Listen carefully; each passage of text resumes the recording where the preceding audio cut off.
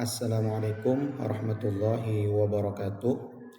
Perkenalkan, nama saya Misrani dengan NPM 224117126, Fakultas Tarbiyah Prodi Pendidikan Agama Islam, Sekolah Tinggi Agama Islam Al-Jami, Banjarmasin. Dalam kesempatan ini, saya akan mempresentasikan artikel ilmiah yang saya buat dengan judul Kajian terhadap ayat-ayat Al-Quran yang diduga mengalami nasakh berdasarkan pendapat ulama. Namun sebelum saya mulai, saya ucapkan terima kasih banyak kepada dosen pengampu saya, yaitu Bapak Haji Mukhlis MPDI, yang telah membimbing saya dalam menyelesaikan artikel ilmiah ini. Baik, langsung saja, saya akan mempresentasikan artikel ilmiah saya sebagai berikut. Daftar isi, yang pertama abstrak, yang kedua pendahuluan, yang ketiga landasan teori, keempat metode penelitian, hasil penelitian dan pembahasan, dan yang terakhir simpulan. Abstrak. Konsep nasakh dan mansukh merupakan salah satu disiplin ilmu dalam ulumul Quran yang membahas tentang adanya penghapusan atau pembatalan hukum syariat suatu ayat mansukh oleh ayat lain nasakh atau sunnah. Kajian ini bertujuan menganalisis ayat-ayat Al-Quran yang secara umum diyakini mengalami nasakh dan membandingkan pendapat jumhur ulama, mayoritas para ulama, yang menerima keberadaannya dengan pendapat ulama yang menolak atau membatasi konsep tersebut seperti Abu Muslim al-Isfahani. Penelitian ini menggunakan pendekatan kualitatif deskriptif dengan metode tahlili atau analisis terhadap sumber-sumber tafsir dan ulumul Quran. Hasil penelitian menunjukkan bahwa meskipun jumhur ulama menerima konsep nasakh berdasarkan dalil dari Quran surah Al-Baqarah ayat 106 dan An-Nahl ayat 101, terdapat perbedaan signifikan dalam penentuan jumlah ayat. Ulama yang menolak berargumen bahwa nasakh bertentangan dengan kemutlakan Al-Quran dan menyarankan pemahaman melalui mekanisme taksis al-am atau pengkhususan yang umum, atau takyid al-mutlak atau pengikat yang mutlak. Ayat-ayat kunci seperti perubahan arah kiblat dan perbandingan dalam perang Al-Anfal 65-66 dikaji untuk membedah argumentasi masing-masing kelompok ulama. Pendahuluan. Tujuan utama dari kajian ini adalah menganalisis ayat-ayat Al-Quran yang diduga mengalami nasakh dan pembandingan secara komparatif pandangan jumhur ulama, mayoritas para ulama, dengan ulama yang menolak atau membatasi konsep tersebut, seperti Abu Muslim al-Isfahani. Ilmu nasakh dan mansukh adalah disiplin kritis dalam ulumul Quran yang membahas pembatalan hukum syariat. Suatu ayat dinamakan mansukh oleh ayat lain, nasakh atau sunnah.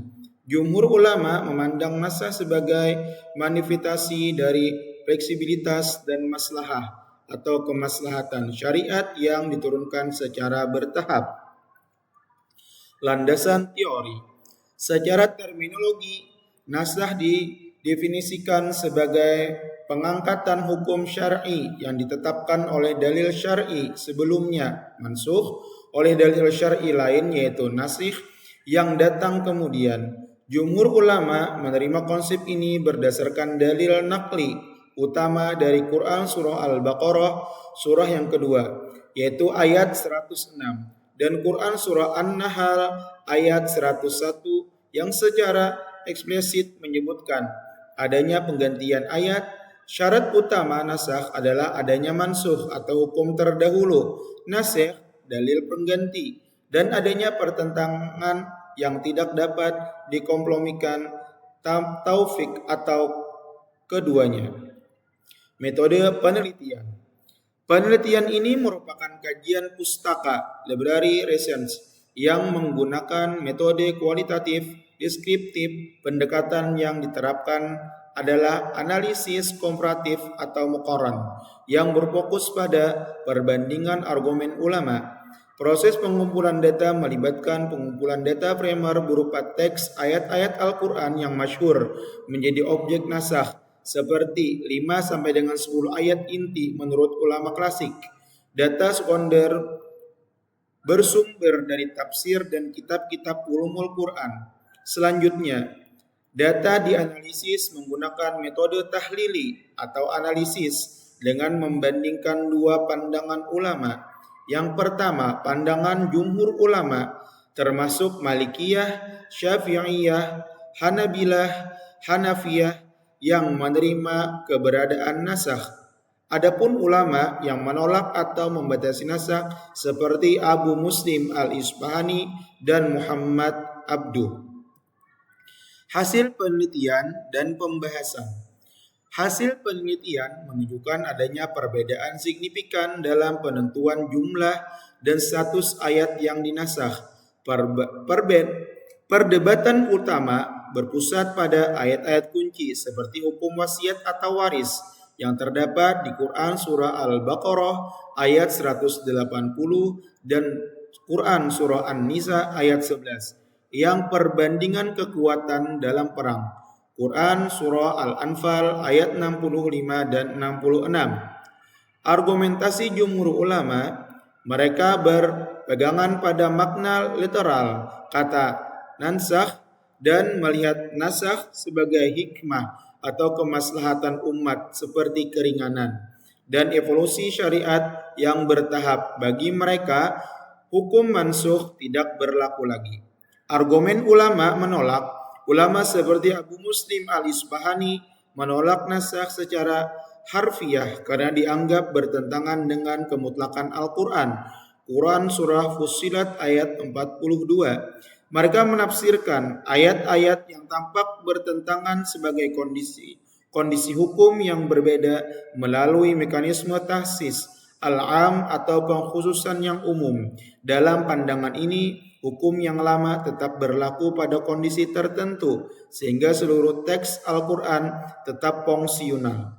Simpulan, pada akhirnya konsep nasakh dan mansukh diakui dan diamalkan oleh jumhur ulama sebagai penahapan dan penggantian hukum demi kemaslahatan.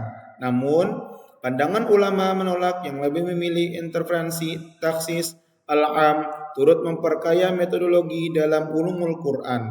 Perbedaan ini mencerminkan kekayaan interpretasi dan fleksibilitas teks Al-Quran dalam menjaga konteks dan relevansi hukum. Terima kasih. Demikian artikel ilmiah yang saya sampaikan. Mohon maaf apabila ada kesalahan. Saya ucapkan wassalamualaikum warahmatullahi wabarakatuh.